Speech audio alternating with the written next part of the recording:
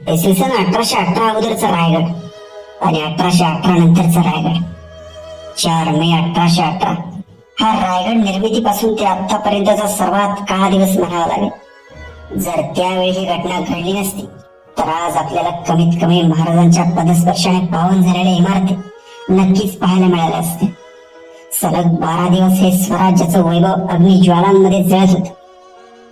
स्वराज्याची राजधानी असलेला रायगड हा अभेद्य किल्ला. स्वराज्याचा कारभार इथूनच चालायचा.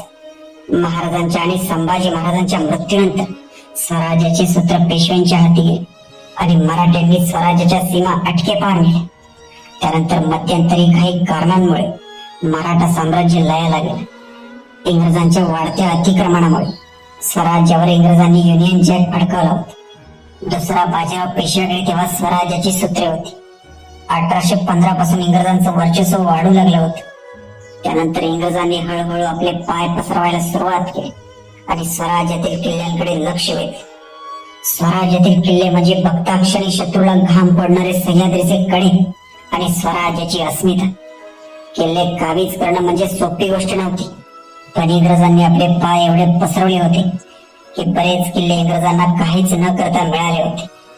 रायगड जिंकण्यासाठी आलेल्या इंग्रजांना ही गोष्ट अशक्य वाटत होती, पण गनिमी कावा करून निर्माण केलेल्या स्वराज्याच्या राजधानीला एकाने फितुरी केली आणि रायगड इंग्रजांच्या ताब्यात गेला. तो फितूर म्हणजे पोटल्याचा डोंगर. त्या रायगडावर झालेल्या हल्ल्याच्या पण आजही स्वराज्याची आणि शिवरायांच्या पराक्रमाची आठवण करून देतात. सन 1818 3 वर्ष अगोदर पासूनच रायगडचा अंत जवळ आल्याचं स्पष्ट जाणवत होतं. मराठ्यांच्या शेवटच्या पेशव्यावर सुद्धा इंग्रजांनी ताबा मिळवला होता. इंग्रजांचा एक अधिकारी कर्नल प्रॉक्टर याने 1818 मध्ये कोकणातील किल्ले घेण्याचा निर्णय घेतला. त्यावेळी रायगडावर 1000 सैन्याची शिबंदी होती. त्यामध्ये अरबी सैन्याचा भरणा असल्याचा उल्लेख आढळतो. इंग्रजांची एक फौज रायगड घेण्यासाठी महाडकडे निघाली. त्या पैठणीवर मेजर हॉल होता. तो 24 एप्रिल 1818 मध्ये रायगडाच्या पायथ्याशी असलेल्या पाचाड जवळ पोहोचला. तेव्हा पाचाडला 300 मराठा सैनिक होते. हॉलने त्या सैन्यावर हल्ला केला. त्या हल्ल्यात 20 मराठा सैनिक धारातीर्थी पडले आणि हॉलने पाचाडवर कब्जा केला. त्याच दिवशी प्रॉतरचे सैन्य महाडला येऊन पोहोचले आणि त्याने महाडवर ताबा मिळवला. त्यानंतर दोन्ही सैन्य एकत्र आले आणि त्यांनी रायगडला वेढा घातला. पण रायगडाला जिंकण्यासाठी हॉलकडे पुरेशी फौज नसल्याचं त्याला वाटू लागलं आणि इंग्रजांनी अजून एक फौज त्याच्या मदतीसाठी पाठवून दिली. ती फौज 4 मेला रायगडाच्या पायथ्याला येऊन पोहोचली. पण तोपर्यंत हॉलने खूप लढ्यासमोरच्या मोर्चावरून हल्ला चढवला होता आणि मराठ्यांचे काही मोर्चे उद्ध्वस्त केले होते.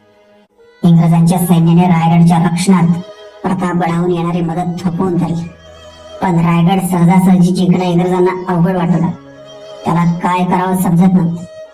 तेवढ्यात त्याचं लक्ष रायगडाच्या समोर असलेल्या पोटल्याच्या डोंगरावर गेलं आणि बघता बघता डोंगरावर तोफा चढू लागल्या.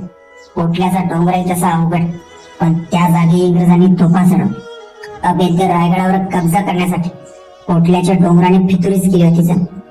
त्यावेळी रायगडावर बाजीरावांच्या पत्नी वाराणसीबाई होते. इंग्रजांनी पोटल्याच्या डोंगरावर तोफा चढवल्यावर वाराणसीबाईंना रायगड सोडण्याचा इशारा दिला, पण त्यांनी रायगड सोडण्यास साफ नकार दिला. पोटल्याच्या डोंगरावरून रायगडावर हल्ला करणं इंग्रजांना सोपं झालं. त्यातून वाराणसीबाईंनी गड सोडण्यास नकार दिला आणि रायगडावर इंग्रजांच्या तोफांचा मारा सुरू झाला. बघता बघता रायगडाचा एक एक बुरुज निखळला जाऊ लागला. मराठ्यांकडून प्रतिकार सुरूच होता, पण इंग्रजांच्या तोफेपुढे मराठ्यांची तुटपुंची युद्ध सामग्री थंब धरू शकली नाही आणि रायगड धुपत राहिला. स्वराज्याचा लेखाजोखा असलेला दफ्तरखाना जळून खाक झाला. 4 मे 1818 सायंकाळी 4 वाजण्याच्या सुमारास इंग्रजांच्या तोफेतून एक गोळा सुटला आणि वाराणसीबाईंच्या वाड्याने पेट घेतली. मराठ्यांच्या आणि स्वराज्याच्या पाऊलखुणा हळूहळू मराठ्यांच्या डोळ्यासमोर धगधगत जळत होत्या. स्वराज्याचा लेखाजोखा असलेला दफ्तरखाना जळून खाक झाला. मराठ्यांना शरणागती पत्करण्याशिवाय पर्याय नव्हता. मराठ्यांनी वाटाघाटी सुरू केली, तरी इंग्रजांनी रायगडावरील मारा कमी केला नाही. 3 दिवसांच्या वाटाघाटीनंतर तोफांचा मारा थांबवला. तोपर्यंत रायगडाचे आणि स्वराज्याचे अवशेष उद्ध्वस्त झाले होते. गडावरील एक घर आणि धान्याची कोठार तेवढी शिल्लक राहील. बाकी सगळा गड धुपत धुपत जळत होता. फक्त भग्न इमारतींचे अवशेष रायगडावर शिल्लक राहिले. 10 मे 1818 कर्नल प्रॉक्टर रायगडावर आला. त्याच्या समोर मराठा साम्राज्याचे शिलेदार आणि रायगडाशी इमान राखलेल्या मावळ्यांना खाली माना घालून गड सोडावा लागला.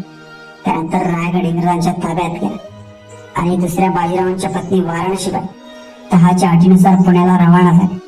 पण स्वराज्याचं वैभव आपल्या हातातून इंग्रजांनी हिसकावून घेतलं.